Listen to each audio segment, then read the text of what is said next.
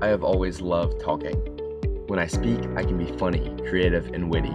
I have the freedom to say the things that I think. However, despite this passion for speech, I used to despise writing. For many years, I was told that writing always had to be sophisticated, and that humor was inappropriate when writing. In the short answer section on a psychology test I once took, I said that neurotransmitters travel through the brain like the tiniest game of telephone ever played. My teacher, Miss Rita, told me that I answered the question correctly. However, she took off points for what I believed to be a clever metaphor, because I wasn't supposed to write informally on a test. Experiences like this one over the years caused me to view writing as a dull, monotonous, and aggravating task.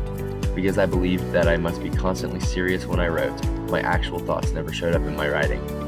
I couldn't say what I thought, and what I think is who I am. To me, these things made writing lose all of its worth, which is why I never liked it.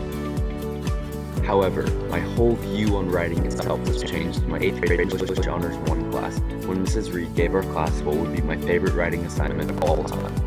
While the class was studying excerpts from the Odyssey, we were given an assignment to write a narrative using certain aspects of literature, such as a mythical monster and an unlikely helper found along the protagonist's journey. Those were the only notes. For the first time since letters to Santa as a child, I could write whatever I wanted. My partner, Memenek, and I wrote a hilarious story called Fat Benjamin and the Dark Cloud, a story about a couch potato who saved the world with the help of a wise young grasshopper. We included everything that was assigned, as with written assignments for school, but this time there were no reins on my imagination. My mind could roam free, speak as it pleased, my thoughts and funny ideas flowing onto the page. Then I realized that it was writing that I disliked, but the way in which I felt I was being forced to write.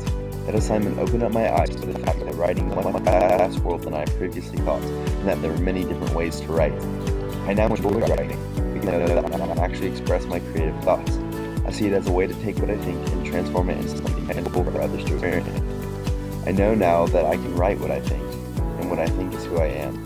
So when I write, I'm able to share my thoughts and emotions, which are what form my identity. Essentially, writing is the quintessence of who I am.